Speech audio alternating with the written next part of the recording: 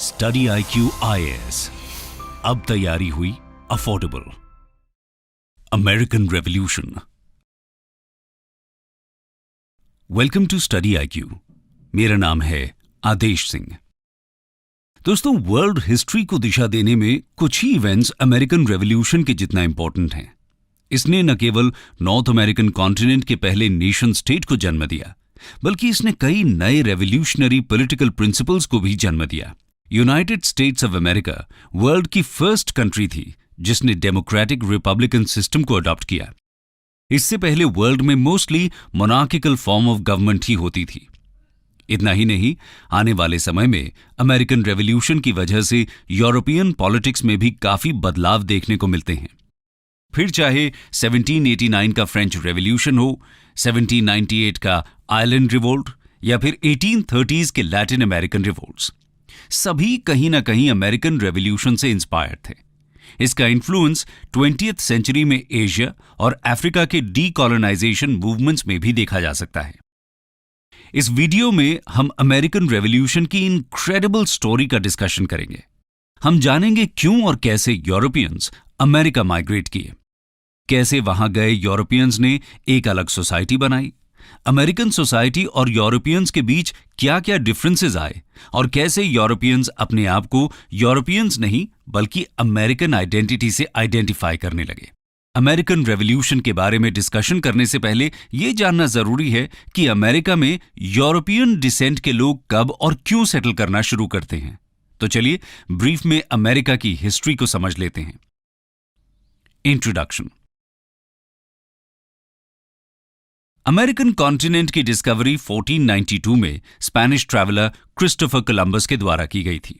वैसे तो Columbus Europe से इंडिया के लिए सी रूट खोजने निकले थे, लेकिन वो पहुंच गए एक नए कॉन्टिनेंट पर। दरअसल Columbus present day Caribbean islands में लैंड करते हैं।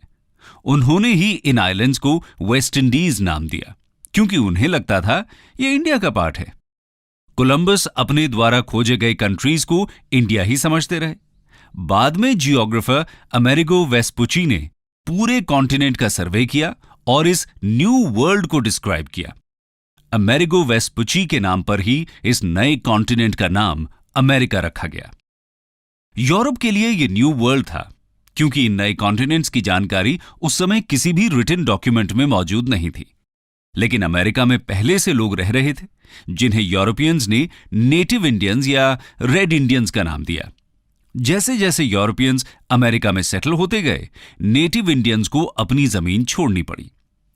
अमेरिका की डिस्कवरी के बाद यूरोपियन पावर्स में यहां के रिसोर्सेज को एक्सप्लॉइट करने की होड़ सी मच गई। इन्होंने आर्मीज भेजकर इंडिजिनस लोगों को हटाकर खुद अपने देश के लोगों को अमेरिका में सेटल करना शुरू कर दिया। यूरोप के इस अंधाधुंध परसिक्यूशन को इंडिजिनस कम्युनिटीज टॉलरेट नहीं कर पाईं और धीरे धीरे उनकी पॉपुलेशन डिक्लाइन होती चली गई। इस तरह 16th सेंचुरी से ही यूरोपियन पावर्स अमेरिका में लार्ज स्केल सेटलमेंट करने लगी थी। स्पेन ने मैक्सिको, साउथ अमेरिका में अपनी कॉलोनी स्टैब्लिश की, तो पोर्चुगीज ने ब्राजील में, इंग्लैंड और फ्रांस ने प्रेजेंट डे यूएस और कनाडा में अपनी कॉलोनीज स्टैब्लिश की। कॉलोनीज स्टैब्लिश करने के इस प्रोसेस में ये यूरोपियन पावर्स इंडिजिनस पॉपुलेशन के साथ अपने फेलो यूरोपियन कंपेटिटर्स से भी लड़ते थे। ब्रिटेन ने 1732 तक नॉर्थ अमेरिका में 13 कॉलोनीज एस्टैब्लिश कर ली थी। सबसे पहली कॉलोनी 1607 में वर्जीनिया स्टेट के जॉर्ज टाउन में सेटल की गई थी। इसके बाद धीरे धीरे 12 और कॉलोनीज सेटल की जाती हैं।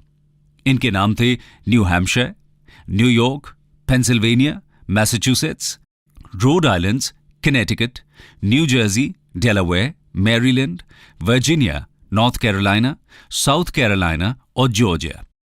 लास्ट कॉलोनी जॉर्जिया थी, जो कि 1732 में सेटल की गई थी। ये सारी कॉलोनीज नॉर्थ अमेरिका के ईस्ट कोस्ट पर लोकेटेड थीं और इन्हें न्यू इंग्लैंड के नाम से भी जाना जाता था। इन्हीं 13 कॉलोनीज ने ब्रिटेन के खिलाफ रिवोल्ट किया और 1776 में अपने आप को ब्रिटेन से इंडिपेंडेंट डिक्लेयर कर दिया। 1775 से 1781 के बीच कॉलोनिस्ट्स और ब्रिटेन के आपस में कई वॉर्स हुए, जिन्हें अमेरिकन वॉर ऑफ इंडिपेंडेंस भी कहा जाता है। यूरोपियंस जो यूरोप छोड़कर अमेरिका में सेटल हो गए थे, उन्हें कॉलोनिस्ट्स या सेटलर्स कहा जाता है। इन वॉर्स में ब्रिटेन की हार हुई और 1783 की पेरिस ट्रीटी के तहत उसे अमेरिका को इंडिपेंडेंट डिक्लेयर करना पड़ा। लेकिन यहां सवाल यह उठता है कि ऐसे कौन से सर्कमस्टेंसेस आ गए थे जिनके कारण ब्रिटेन की कॉलोनीज ने मदर कंट्री के खिलाफ ही रिवोल्ट किया। इसको समझने के लिए हमें 17th सेंचुरी अमेरिका के पॉलिटिकल, इकोनॉमिक और सोशो कल्चरल सेटअप को समझना पड़ेगा। आइए सबसे पहले पॉलिटिकल सेटअप को देखते हैं।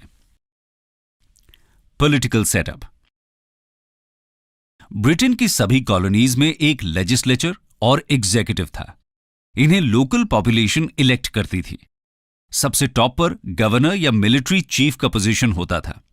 इन्हें इलेक्ट नहीं किया जाता था, बल्कि इनका अपॉइंटमेंट डायरेक्ट ब्रिटेन द्वारा किया जाता था।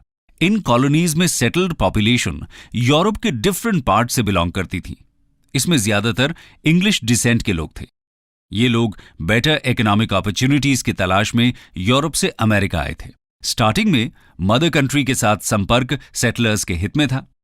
ब्रिटेन अपनी कॉलोनीज को इकोनॉमिक और पॉलिटिकल हेल्प प्रोवाइड करता था। कॉलोनीज के प्रोटेक्शन के लिए ब्रिटेन ने कई बार नेटिव इंडियंस और फेलो यूरोपियन पावर्स से भी लड़ाई की। इसलिए शुरू में वहां सेटल्ड लोग ब्रिटेन की सॉवरेनिटी को मानते थे। हालांकि 1730s आते आते एक डिस्टिंक्ट अमेरिकन आइडेंटिटी का जन्म होने लगा था। अमेरिका में ही पैदा हुए सेकेंड और थर्ड जनरेशन के लोग अपने आप को यूरोपियन आइडेंटिटी से जोड़कर नहीं देखते थे। इस डिस्टिंक्ट आइडेंटिटी के उभारने में 1730s तक अमेरिका की सोशो कल्चरल और इकोनॉमिक डेवलपमेंट का इंपॉर्टेंट रोल है। तो आइए अब 17th सेंचुरी अमेरिका के सोशो कल्चरल सेटअप को समझते हैं।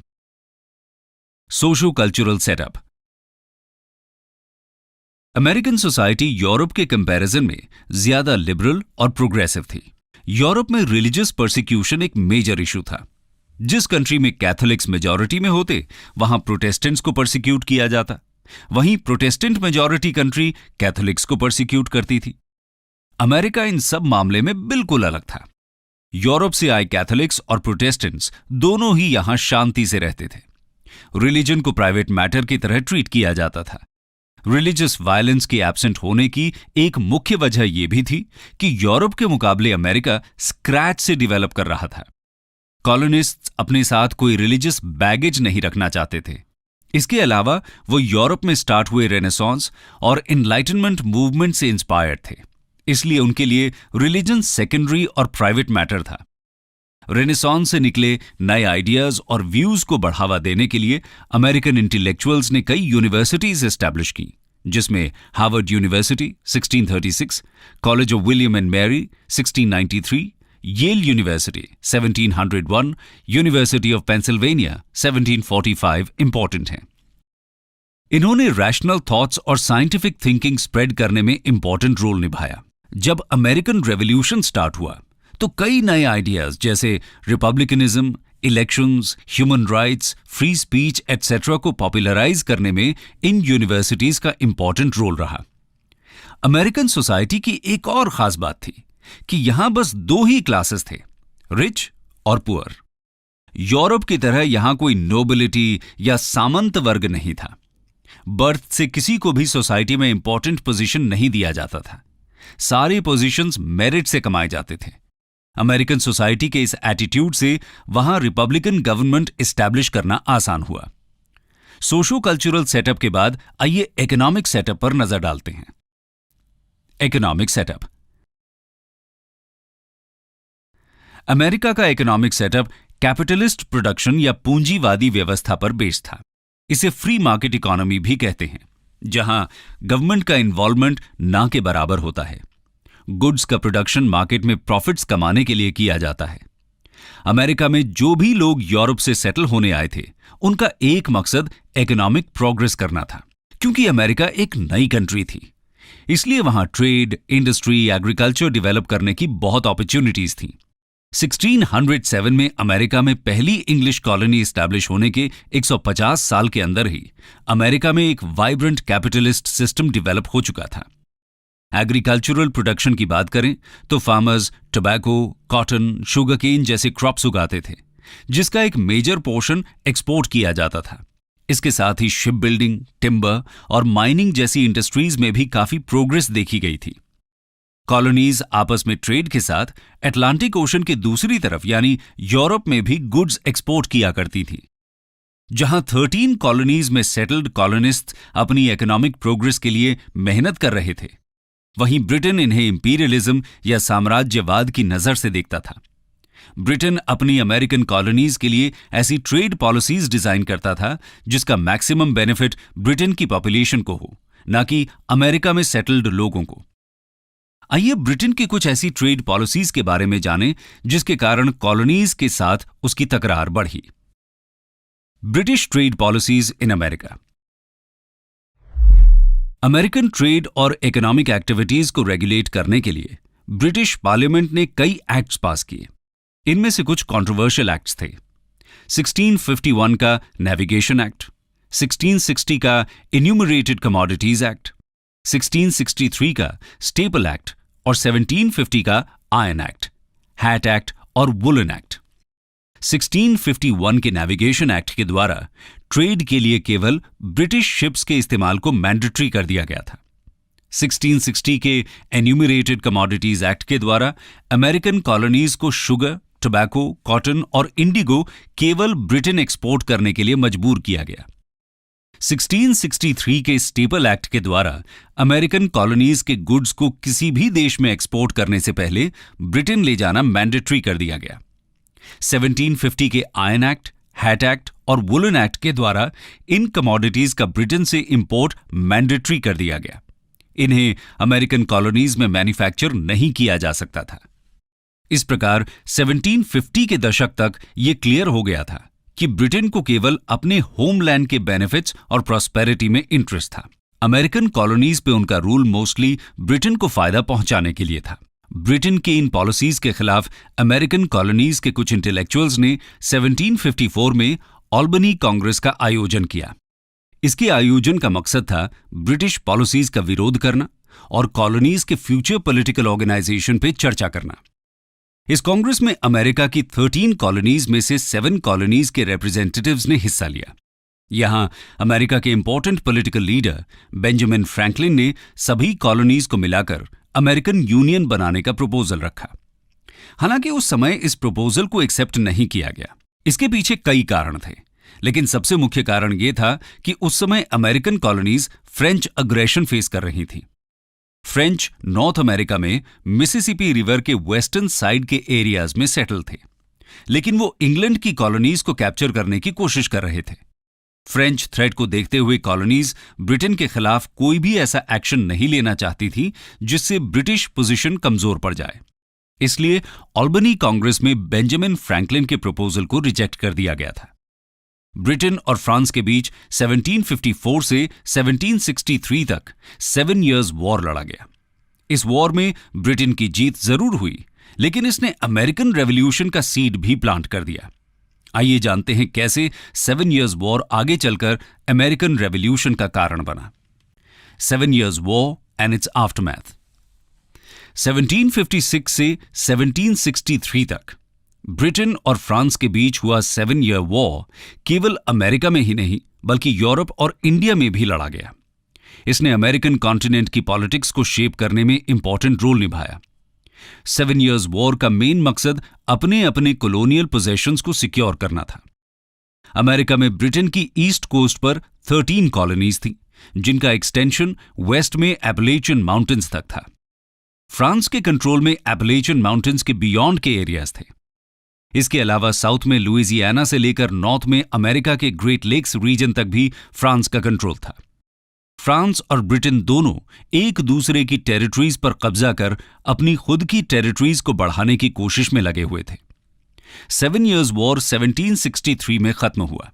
इसमें फ्रांस की हार हुई और उसे अपनी नॉर्थ अमेरिकन टेरिटरीज ब्रिटेन को सरेंडर करनी पड़ी। लेकिन वॉर से ब्रिटेन को भी बहुत ज्यादा फायदा नहीं हुआ, क्योंकि 7 इयर्स वॉर के बाद ब्रिटेन ने जो पॉलिसीज अपनाई उसने अमेरिकन्स में इंडिपेंडेंस की भावना जगा दी। दोस्तों, 7 साल के इस युद्ध ने ब्रिटेन को काफी डेट में डाल दिया था। डेट रिकवर करने के लिए ब्रिटेन ने कॉलोनीज पर कई नए टैक्सेस लगाए। ब्रिटेन का मानना था कि 7 इयर्स वॉर कॉलोनिस्ट्स की सेफ्टी और सिक्योरिटी के फेवर में था, इसलिए ये नए टैक्सेस जायज हैं। 7 इयर्स वॉर के बाद ब्रिटेन के द्वारा अमेरिका में इंट्रोड्यूस किए गए कुछ अनपॉपुलर टैक्सेस और लेजिस्लेशंस थे sugar act of 1764, quartering act of 1764, stamp act of 1765। Sugar act of 1764 के द्वारा कॉलोनिस्ट्स को शुगर केवल ब्रिटेन को एक्सपोर्ट करना मैंडेटरी कर दिया गया।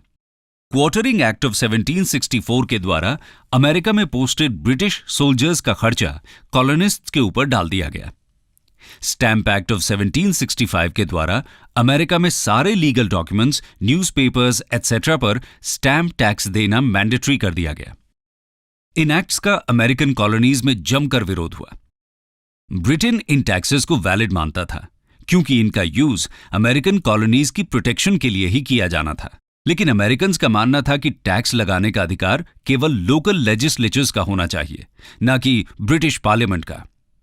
यहीं से अमेरिकन रेवोल्यूशन का famous slogan no taxation without representation का जन्म हुआ।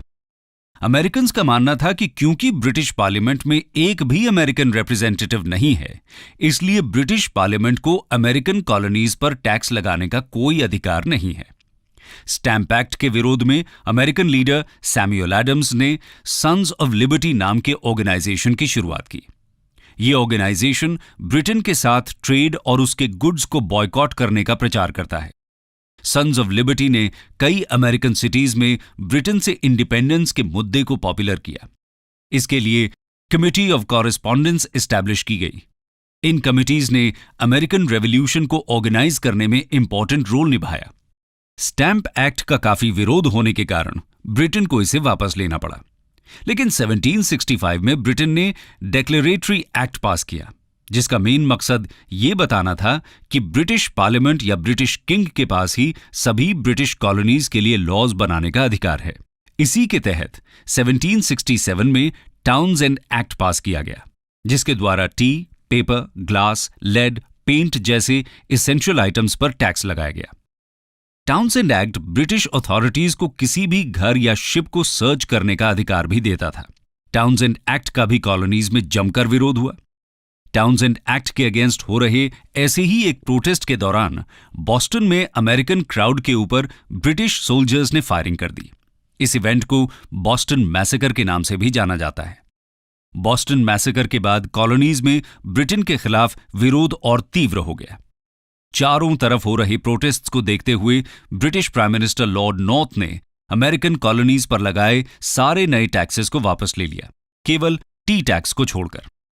टी ब्रिटेन के लिए इंपॉर्टेंट सोर्स ऑफ रेवेन्यू था।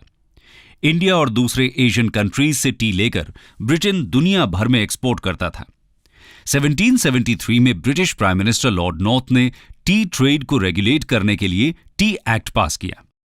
टी एक्ट का अमेरिकन कॉलोनीज में विरोध हुआ।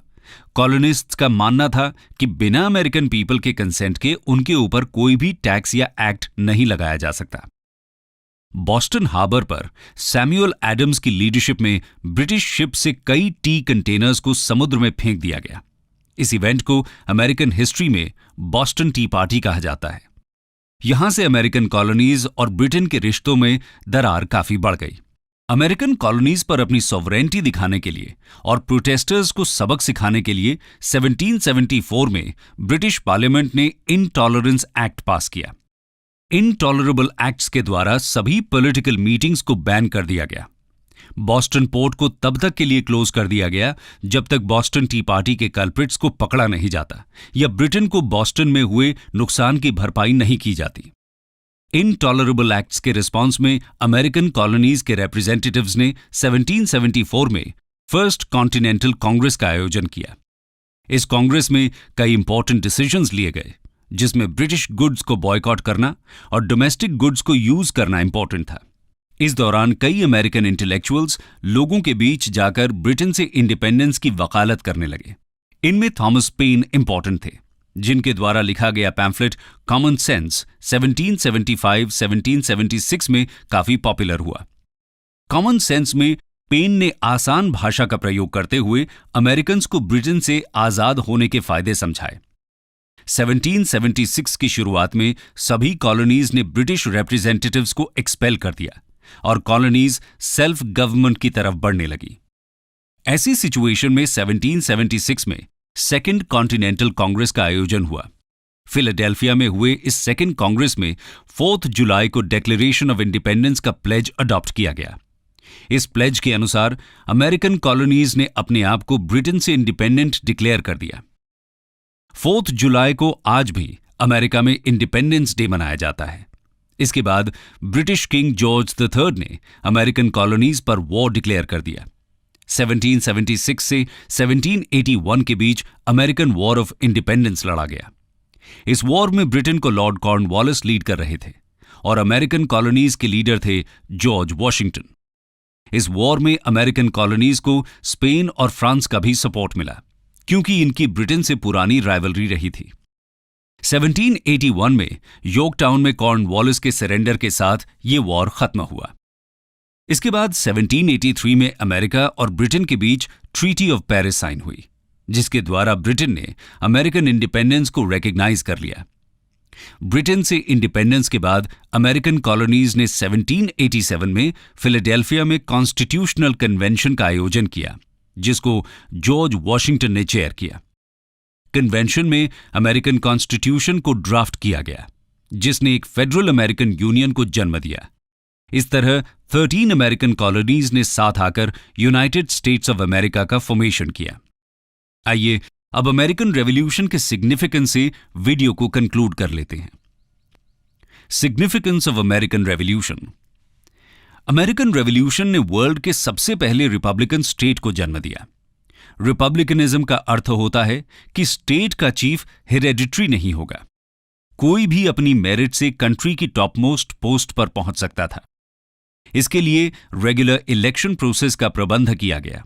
जिस समय ज्यादातर देशों में मॉनर्कीज थीं, उस समय यह अरेंजमेंट अपने आप में रेवोल्यूशनरी था। अमेरिकन कॉन्स्टिट्यूशन ने पहली बार सभी सिटीजन्स को इक्वली ट्रीट करने का प्रस्ताव रखा। ह्यूमन राइट्स कॉन्सेप्ट का जन्म अमेरिकन कॉन्स्टिट्यूशन के बिल ऑफ राइट्स से ही हुआ था। बिल ऑफ राइट्स ने सिटीजन्स को स्टेट के अगेंस्ट काफी फ्रीडम्स दिए। आने वाले समय में इसी से इंस्पायर होकर इंडियन कॉन्स्टिट्यूशन में भी फंडामेंटल राइट्स के चैप्टर को ऐड किया गया। इसके अलावा यूरोप की पॉलिटी के लिए भी अमेरिकन रेवोल्यूशन गेम चेंजर था। इसका डायरेक्ट इंपैक्ट फ्रांस के 1789 रेवोल्यूशन में देखा जा सकता है, जहां लोगों ने अमेरिकन रेवोल्यूशन से इंस्पायर होकर लिबर्टी, फ्रेटर्निटी और इक्वालिटी की डिमांड फ्रेंच मोनार्क के सामने रखी। 1798 का आयरिश इंडिपेंडेंस मूवमेंट भी इससे इंस्पायर्ड था। अमेरिकन स्टेट के फॉर्मेशन को एक्चुअली मॉडर्न नेशन स्टेट का ब्लूप्रिंट भी समझा जा सकता है। Republicanism, human rights, freedom of religion, federalism जैसे कॉन्सेप्ट्स जो मॉडर्न नेशन स्टेट्स की बैकबोन हैं, एक्चुअली अमेरिकन कॉन्स्टिट्यूशन से ही डिराइव्ड हैं। इसलिए हम कह सकते हैं कि अमेरिकन रेवोल्यूशन ने वर्ल्ड पॉलिटी को एक नई दिशा दी। मॉडर्न प्रिंसिपल्स पर स्टेट का फॉर्मेशन अमेरिकन रेवोल्यूशन का लॉन्ग लास्टिंग अचीवमेंट माना जा सकता है। स्टडी IQ IAS, अब तैयारी हुई अफोर्डेबल।